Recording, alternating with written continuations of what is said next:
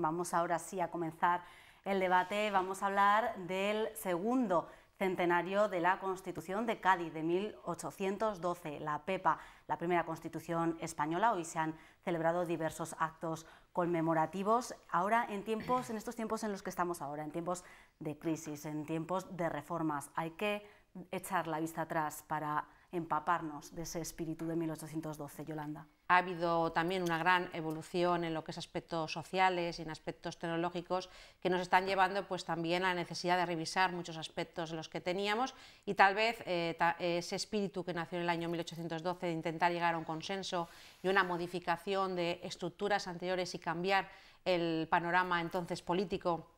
Con aspectos podemos hablar de los elementos que se introdujeron, pues la división de poderes, el concepto de soberanía nacional y por primera vez derechos individuales a los ciudadanos. Yo creo que el espíritu no estaría de más que nos empapara a todos y pensáramos en buscar entre todos una nueva configuración y modificación de muchos de los aspectos que tenemos al día a día y que es necesario adecuarlos a las nuevas circunstancias. Todo lo que sea rememorar unos acontecimientos, una efeméride que nos permiten, en este caso, como se decía, reflexionar sobre principios básicos que quizá estamos abandonando un poco, porque la democracia supone libertad de expresión, como es este el caso, que ya estaba en esa Constitución liberal.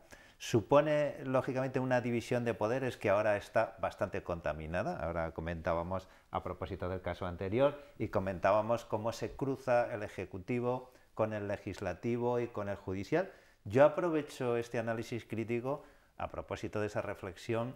Tenemos unas instituciones demasiado presidencialistas, que dependen demasiado de una persona y que depende demasiado el legislativo del poder ejecutivo. Esta Constitución fue un hito, fue el epicentro del constitucionalismo en el sentido de que aprobó cuestiones como la separación de los tres poderes o el decir por primera vez que la soberanía nacional no recaía en el rey, sino que recaía en el pueblo español, en el concepto de nación.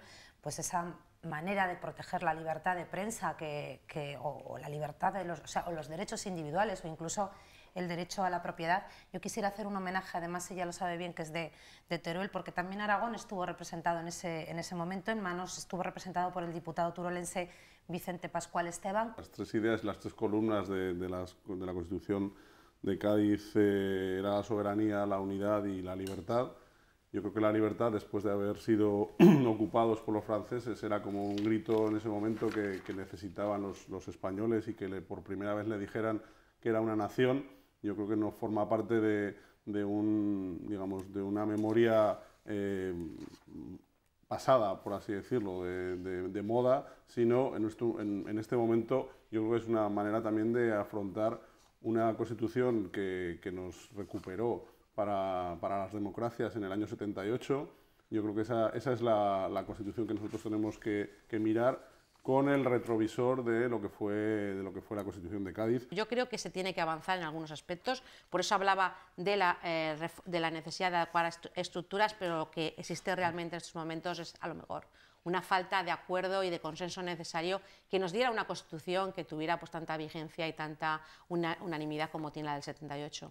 Yo creo que la Constitución de Cádiz nos debería plantear, que por eso se decía antes, la Constitución y el Bicentenario se ha llevado muy de carácter local allí en Cádiz, que sí que se ha vivido. Yo estuve hace unos años visitando los escenarios y ya se estaba preparando, se decía antes, pero bueno, aquí vamos a hacer esa reflexión real de cuál es el Estado, las administraciones, las autonomías, cuál es la paridad y la igualdad, cómo se solapan las distintas administraciones y cómo proporcionan servicios. Y este sería un buen momento sobre el Estado central, cómo se amplía el Estado, qué son administraciones y, en definitiva, cómo se logra austeridad y eficacia para dar empleo. Yo creo que es cierto que hay que evitar duplicidades, que los políticos tenemos que poner en marcha reformas profundas para evitar esos solapamientos, pero en puridad, en mi opinión y en la opinión del Partido Aragonés, no es ahora prioritaria una reforma de la Constitución, aunque sí que es cierto que compartimos que haya cuestiones que tienen que ser mejoradas y subsanadas. Reformamos la Constitución en función No, eso no es una reforma constitucional, pero es una reforma. Es una reforma, hay zonas que están en el núcleo duro de la Constitución y que exigen un procedimiento muy riguroso. Falta el consenso necesario, no solamente para la reforma de la Constitución, sino para su propio desarrollo. Tú cuando hablabas, son leyes orgánicas que necesitan tres quintas partes del acuerdo. Hay muchos artículos de derechos y deberes fundamentales, del artículo 38 al 42, que están sin desarrollar por ley orgánica porque no ha habido acuerdo suficiente. Por eso decía que el problema no es que no exista voluntad de adecuarse a las nuevas circunstancias, el problema es que no hay acuerdo suficiente para poder abarcar con el consenso en que nació el 78 y las primeras leyes orgánicas. En estos momentos no existe ese acuerdo. No, claro. Y del sistema fiscal, desde luego, no estaremos nunca de acuerdo, y algunos que desde el principio en los partidos digamos, nacionales, el PSOE y el PP, no empujaron a que esta comunidad, Aragón, fuera desde el principio una comunidad histórica. Y pocas como esta deberían ser... Deberían ser desde el principio. Nos sobra. Comunidad histórica nos sobra. Nosotros somos comunidad histórica, vamos, pero clarísimamente. Pero tardamos unos cuantos años en recibir las transferencias de las competencias. La finalidad es, en el día a día del trabajo, y a pesar de que existan consejos de gobierno y por tanto, una cierta actuación, quieren plantear también una mayor coordinación de actuaciones entre los distintos departamentos e intercambio de posturas, de posiciones y de visiones generales ante la situación que se está realizando, y ese fue el trabajo que se desarrolló durante el propio viernes, además de plantear la situación en que se encuentran algunos proyectos y algunas actuaciones por parte del Gobierno de la Comunidad Autónoma. Después, durante la jornada del sábado también empezó el Gobierno y a mitad de mañana pues nos incorporamos diputados y parlamentarios con el objeto no solamente de coordinar al propio Gobierno, sino también llevar a cabo una mayor coordinación y actuación entre el ámbito parlamentario y el propio Gobierno, y a su vez pues también una mejora de comunicación entre ambas instituciones y también hacia los ciudadanos. Bueno, irse de vacaciones para trabajar igual es que no se trabaja de diario. Realmente a mí me recordaba los ejercicios espirituales cuando estaba en el seminario, es decir, que se hacía una reconcentración, pero básicamente era para reflexionar y para ponernos, digamos, en concordancia con la naturaleza. Bueno, me parece un poco triste y lamentable que 9 meses después el Gobierno tenga que hacer un planteamiento de fin de semana o de 2 jornadas, puesto que, claro, como no hace nada y está asentado en no hacer nada, vuelve otra vez a anunciar cosas que ha venido anunciando y que no se producen. Bueno, yo creo que la reunión hay que enmarcarla dentro de la normalidad, ¿no? Dentro de la reunión pues, de un equipo de trabajo que tiene unos objetivos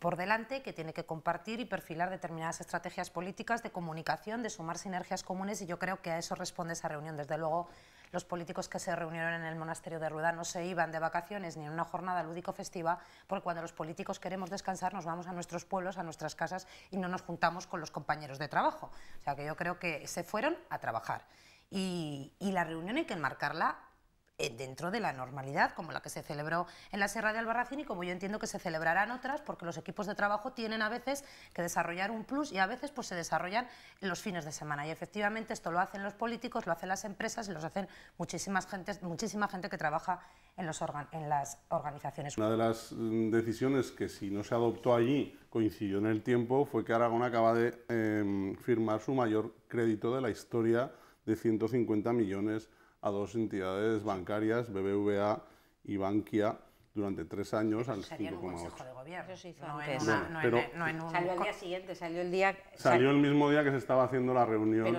Pero fue noticia del día anterior. Bien, lo que digo en el tiempo es que si Rueda no se habla de esto, el efecto de tener que firmar semejante crédito, pues es lo que, digamos que las declaraciones de la presidenta allí, Luisa Fernanda, es que vamos a implantar o a desarrollar la cultura del ahorro. Lógicamente, después de haber firmado semejante crédito, vamos a tener que ahorrar, yo creo que hasta, no sé, si hasta en pan.